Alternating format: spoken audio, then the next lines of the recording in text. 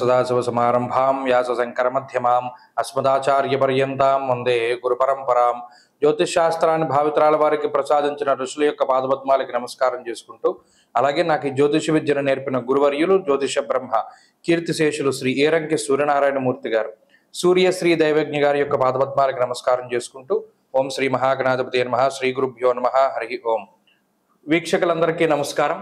వృషభ రాశి వారికి ఈ వారం మధ్యస్థమైనటువంటి గ్రహస్థితి గోచరిస్తూ ఉన్నది.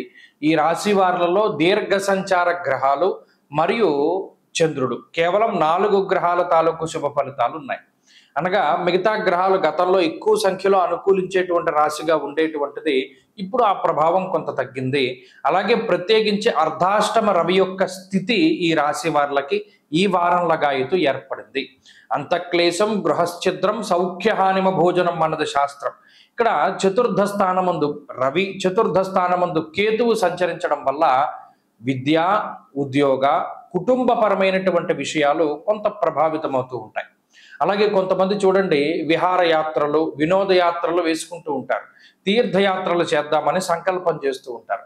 ఇటువంటి వార్లలో ఇలా కుటుంబంతో మన ప్రోగ్రాము, అక్కడికి వెళదాము, ఆ ఫంక్షన్ అటెండ్ అవుదాము అనుకునేటువంటి వార్లకి ఆ ప్రయాణాలన్నీ వాయిదా పడేటువంటి పరిస్థితి, లేదు కుటుంబ సభ్యులతోటి తగినటువంటి సమయాన్ని కేటాయించలేనటువంటి పరిస్థితికి ఈ గ్రహస్థితి కారణమవుతూ ఉంటుంది.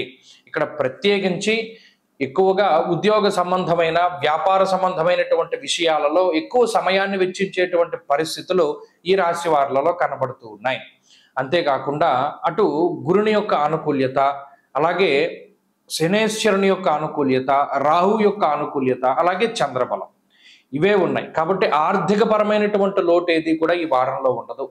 కానీ ఎక్కడో ఒక చిన్న వెలితి కనబడుతూ ఉంటుంది. ఇంకా మనకి పూర్తి స్థాయిలో ఇంత రిజల్ట్ రావాలి, లేదా ఇంకా మనం కష్టపడ్డదానికి ఫలితం వస్తుందేమో అనేటువంటి ఆశ ఎక్కువగా ఉంటుంది.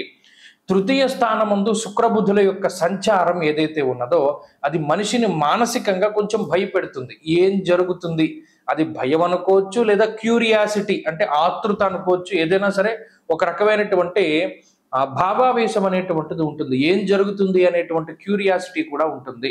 ఇది వృషభ రాశి వారులలో ఈ వారం ఎక్కువగా కనబడుతూ ఉంటుంది. అలాగే పంచమ స్థానమందు కుజుడు కూడా ఆలోచనల్ని రెట్టింపు వేగంతో పరిగెట్టనిస్తాడు. అంటే మనం పలానా పని చేద్దాం అనుకునే లోపే 3-4 ఆలోచనలు వస్తాయి. ఇందులో ఏది చేయాలి, ఎలా ప్రారంభం చేయాలి అనేటువంటి సందిగ్ధత చాలా ఉంటుంది. ఇటువంటి సమయంలో పెద్దలు లేదా గురువుల యొక్క అనుగ్రహం చాలా ముఖ్యము. వారి యొక్క సలహాలు, సూచనలు పాటించండి. సొంత నిర్ణయాల కన్నా తల్లిదండ్రుల్లో, గురువులో ఎవరో ఒకళ్ళ ఐడియాలజీ మీద ముందుకు వెళితే ఈ వారం మరింత అనుకూలమైనటువంటి ఫలితాలు వస్తాయి. ఈ వారంలో ప్రత్యేకించి వృషభ రాశి వారు ఆరాధించవలసినటువంటి దైవము సుబ్రహ్మణ్యేశ్వర స్వామి వారు. ప్రత్యేకించి సుబ్రహ్మణ్య కరావలంబం కానీ, భుజంగ స్తోత్రం కానీ పారాయణ చేయడం ద్వారా మంచి ఫలితాలు సంప్రాప్తమవుతాయి.